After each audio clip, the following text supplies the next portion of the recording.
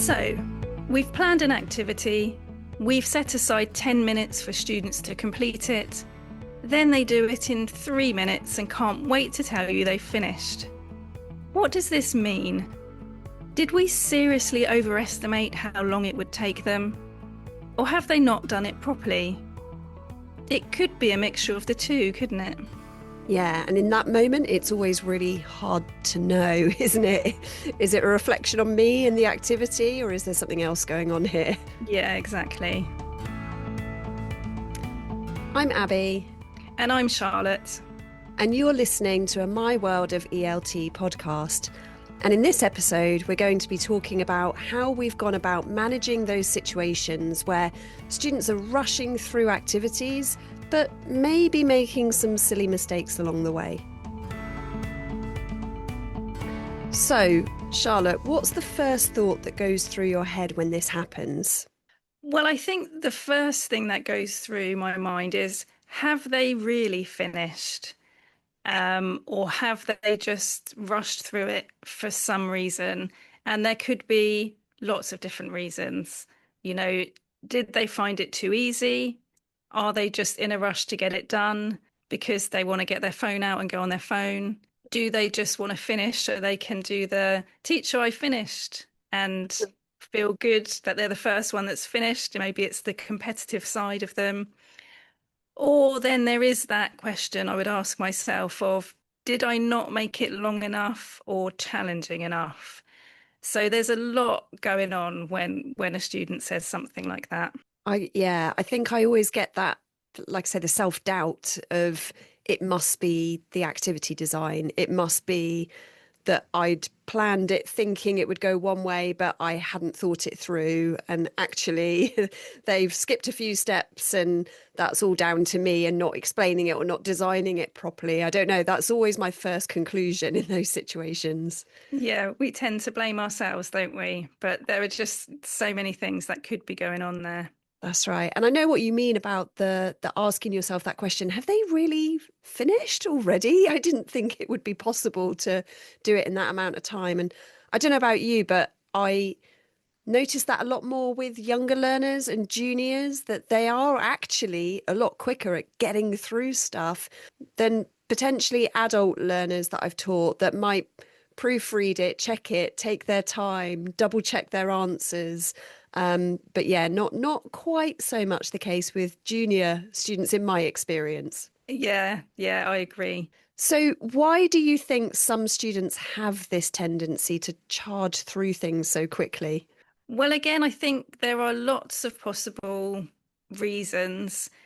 I think with the younger learners, perhaps there is just that idea, like you mentioned, about where they speed through things, that quick is best. If I do it quickly and I finish quickly, then it shows I'm good at it and I understand it. And, that's really impressive. So that can be one reason. Sometimes, though, that speed can come at the cost of quality. So, yeah, they finished, but like you said, maybe they haven't checked their work or they haven't gone back through and expanded it. There's sort of hasn't been that reflection on how well have I actually done this or have I actually finished? And sometimes that is just the attitude, isn't it? Just get it done, finish quickly. That's the best thing to do because then we're going to move on to something else. Or I can have a quick check of my phone, or I can have a quick chat with my friend about what we're doing at lunchtime. So those sorts of things. But generally, I think they're just keen to show you that they're a good student. They can do it. Perhaps they're just enthusiastic and they just want to show their enthusiasm and get it all done. Yeah, so I think it is important to not assume that this is a bad quality, is it? They're not dragging their feet. They're not, this could be a student that is literally thinking that's what good learning is, doing it quickly and yes, putting my hand up to show the teacher that I'm on task and I'm focused and I've finished it. That's, essentially a good thing to see in a learner, isn't it? Yeah, it's like I've listened and I know it and I've done it. And it can be a good thing, a motivational kind of thing. Yes. And like you say, competitive spirit, I think it sometimes plays a part in that, doesn't it? They want to be the first. They want to show their peers, yeah, I've done it. I'm good at this. I've done it.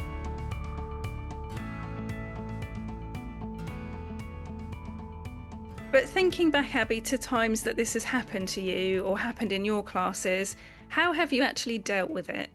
Well, I think when I go back to my kind of early days of teaching, I don't think this was even something that I considered. I spent a lot of time, as a lot of people do, I think, planning your lessons, planning your activities. And that question hadn't even entered my head. What would I do if one or two or three students finished this in a fraction of the time, while others needed more time to complete the task? Mm. That side of classroom management didn't really come into my planning at all.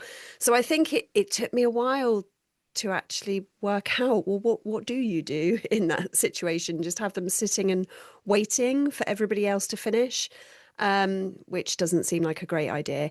So I think over the years you pick up some techniques and tips, and not just ways of filling that time if they've finished super quickly, but making the most of that time, making it good quality time. So I think one of the things that I like to do in that situation is maybe go over and have a look and mark what they've done, even if in the end we're going to do group feedback. But I might just kind of get them to think about things that could be done better, or where they've made little tiny mistakes, see if they can work out the corrections for themselves. And sometimes it's not even a case of needing to correct it. It could be that it's good, but I think you could do better. I think you could do more than this. And using that as an opportunity to emphasize the need for quality. Let's Yeah. not just get it done, let's get it done to the best of our ability. Yeah. I think another thing is to challenge students by saying, right, there are three things here that are not quite right, three grammar things, or maybe vocabulary, but I'm not going to tell you what they are. Your job is to proofread this and have a look and see if you can work it out for themselves. And I think that can set Great them idea.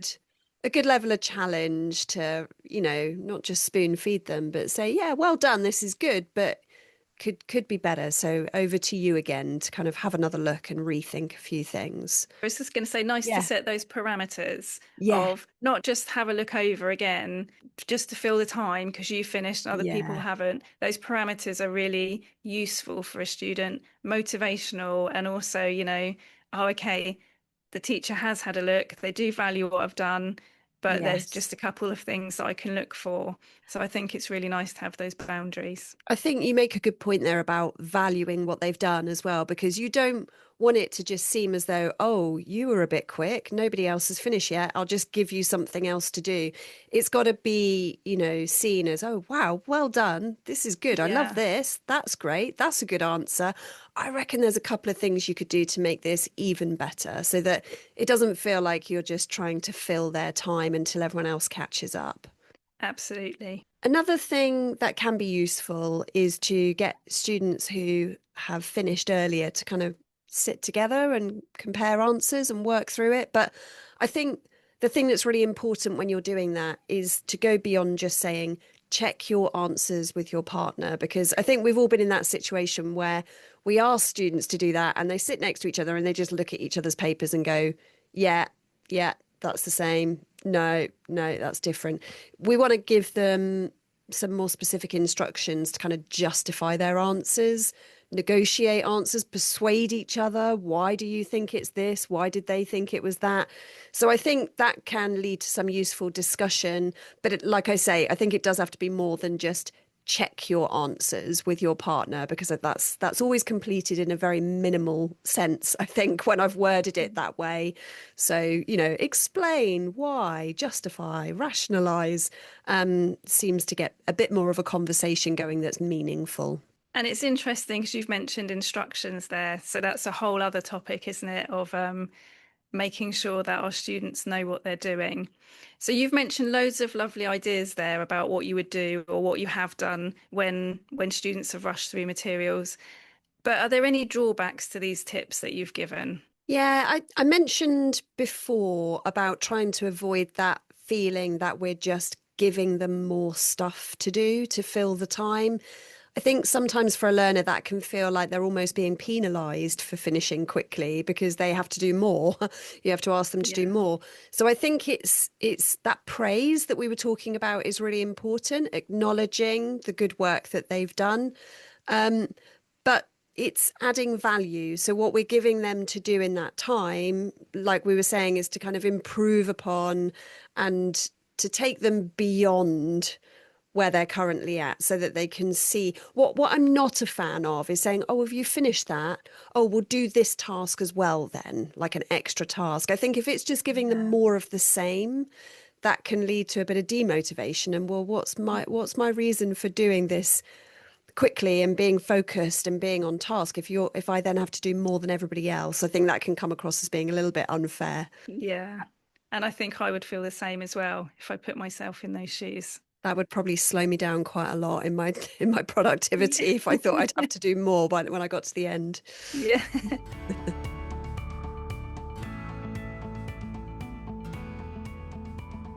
Okay, so Charlotte, on that note, how can we avoid those feelings of unfair workload for quick finishers who we are essentially asking to do more? It's a good question, because as you said, if it's not done properly, it can be potentially quite demotivating for our students. But I think we have to go right back to the beginning. And we mentioned very briefly instructions.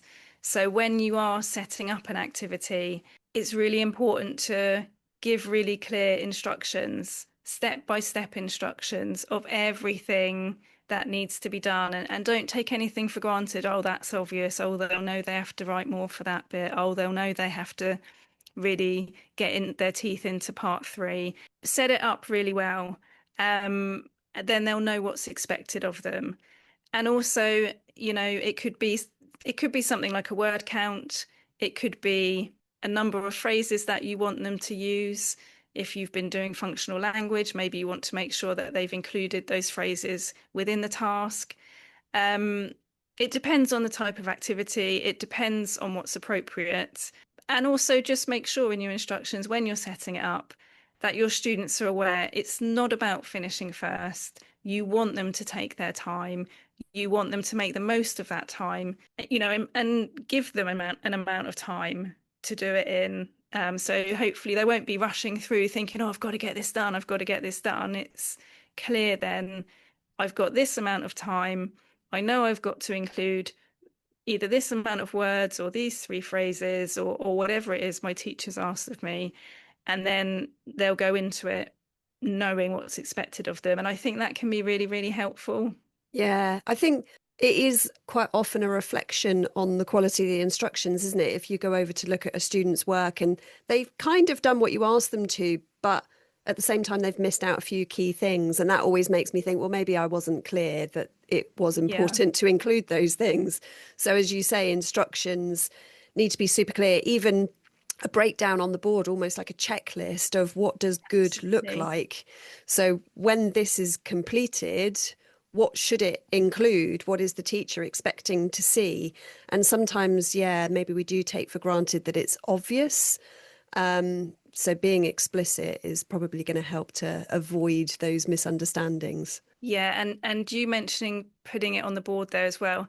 So important. Again, because if your instructions are quite lengthy and there's a lot to them, and I find myself, this sort of person as well. If I'm in a training session where I'm being trained for something or I'm being taught something, it's easy to forget certain bits if you're being given quite a lot of information or quite a lot of instructions in one go.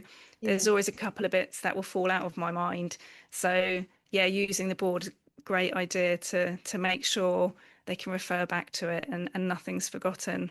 And adding to that, the fact it's all in a second language as well. So, Yes. there's the understanding the instructions, the ability to process them, break them down, remember them. Yeah, again, instructions. We keep coming back to instructions, don't we? Yeah, so important. And Abby, do you think that this could be a differentiation issue with more capable students finishing tasks more quickly? It can be. It's always a good possibility that if somebody's finished before their peers, that, they're more knowledgeable of whatever it is that they're being asked to practice, or they're more practiced in that thing, so they're more confident. But it's not always the case. We talked about processing instructions, and I think people's ability to process is very, very different. Some people are just quicker, even in their first language. So I think we do have to take into account that some people do just need more time to digest what's required of them. Some people are a lot more careful about planning it and perfecting it before they put it on paper. So I think there's all sorts of things going on there that could be reasons why students have such varying speeds of production in what we're asking them to do. But I think something we need to be careful about. So I remember reading some time ago an article about the difference between accommodation and differentiation. And basically they were saying that accommodation is more like a classroom management issue, where we have a problem as a teacher if students are finishing tasks at different speeds, because we've got to somehow plug those gaps and give them something to do. And if we're just giving them more of the same, that's helping us from a classroom management point of view, but it's not necessarily pushing those learners and challenging them in a way that's appropriate for them. So differentiation would be more a case of, okay, if this student is more capable, maybe I need to challenge them more. Maybe my expectations of what they produce needs to be a little bit higher. Maybe instead of asking them to include 3 new phrases, I should be asking this student to include 5 more, because I think they can. A bigger word count, for example. So it's all of these things are really important to consider when we're questioning, is this a student who just hasn't given it the attention that it needed, so they've made lots of errors, or actually do they need pushing a little bit further with, some more subtasks, if you like? Yeah, really good points there. Another thing that you were mentioning earlier about instructions and we were discussing breaking down those instructions and what's expected, what does good look like. I think another thing that can be really good for those students who are quick finishers is to get them to add a few of their own criteria as well. So get them to reflect a little bit on what they need to work on with their language, and say, right, well, this is what I want you to have achieved by the time you've completed this task, but add a couple of things. What would you like to work on? What would be good for you to practice? What could you add to these instructions? And I think that gives them a little bit more autonomy. I think they like being given a bit of freedom to challenge themselves in the way that they want to. And I think it encourages those reflection skills as well. So aside from what I'm asking you to do, what do you think you need to do? And so I think that can be another nice thing to include. Absolutely. And as you were saying that, I was thinking of that skill that is really difficult sometimes to encourage in our learners, but it is that self-reflection and that autonomy of learning to assess your own progress and assess what you're doing a little bit more, rather than just relying on the teacher for everything. Because at the end of the day, you won't be in the classroom forever having your teacher to tell you whether it's good or not so good, or incorrect or correct. So really great idea to help them encourage that self-reflection. Yeah, I agree. I think any opportunity that you can, that's got to be a good skill to develop in our learners.